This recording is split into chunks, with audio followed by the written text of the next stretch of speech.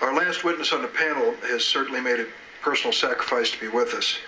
Farea Al-Muslimi is a Yemeni youth activist, writer, and freelance journalist.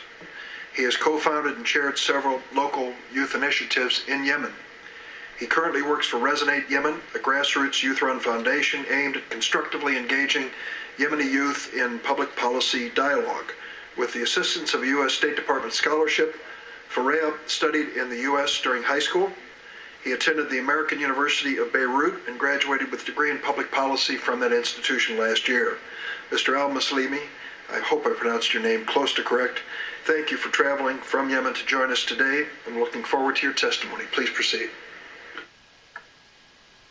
Thank you, Chairman Durbin and Ranking Member Cruz, for inviting me here today. My name, as you mentioned, is Farea Al-Muslimi, and I am from Musab, a remote village mountain in Yemen. Just 6 days ago, my village was struck by an American drone in an attack that terrified the region's poor farmers. Musab is my village, but America has helped me grow up and become what I am today. I come from a family that lives off the fruit, vegetables, and livestock we raise in our farms. My father's income rarely exceeded $200. He learned to read late in his life, and my mother never did. My life, however, has been different. I am who I am today because the U.S. State Department supported my education. I spent a year living with an American family and attended an American high school. That was one of the best years of my life. I learned about American culture, managed the school basketball team, and participated in a trick or treat in Halloween. But the most exceptional experience was coming to know someone who ended up being like a father to me. He was a member of the U.S. Air Force. Most of my year was spent with him and his family. He came to the mosque with me, and I went to church with him, and he became my best friend in America. I went to the U.S. as an ambassador for Yemen, and I came back to Yemen as an ambassador of the U.S. I could never have imagined that the same hand that changed my life and took it from miserable to promising one would also drown my village. My understanding is that a man named Hamid al-Radami was the target of a drone strike. Many people in Wisab know al-Radami, and the Yemeni government could easily have found and arrested him. Al-Radami was well known to government officials and even local government could have captured him if the U.S. had told them to do so. In the past, what Wisab's villagers knew of the U.S. was based on my stories about my wonderful experiences here. The friendships and values I experienced and described to the villagers helped them understand the America that I know and that I love. Now, however, when they think of America, they think of the terror they feel from the drones that hover over their heads, ready to fire missiles at any time.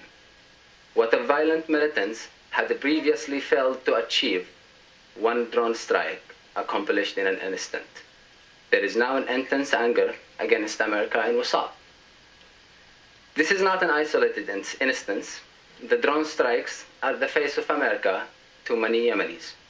I have spoken to many victims of U.S. drone strikes, like a mother in Ja'ar who had to identify her innocent 18-year-old son's body through a video in a stranger's cell phone.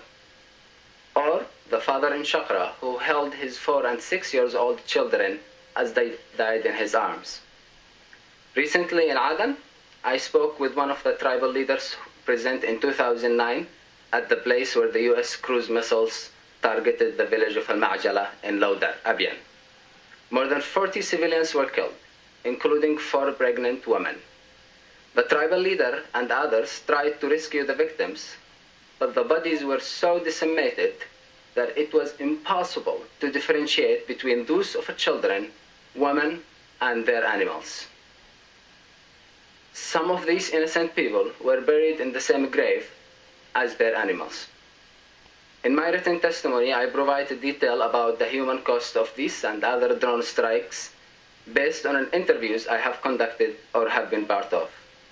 I have a personal experience of the fear they cause. Late last year, I was in Abyan with an American journalist colleague. Suddenly, I heard the buzz.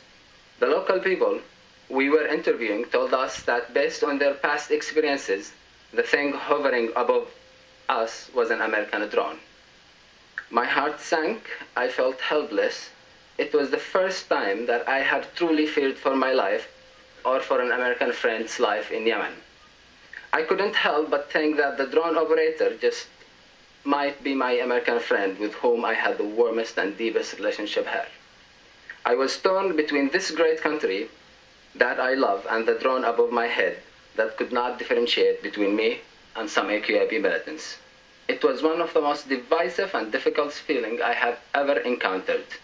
I felt that way when my village was also droned. Thank you for having this hearing. I believe in America, and I deeply believe that when Americans truly know about how much pain and suffering the U.S. airstrikes have caused, and how much they are harming efforts to win hearts, minds, and grounds in Yemen, and hearts and minds of the Yemeni people, they will reject this devastating, targeted killing program. Thank you. Thank you, sir. Please.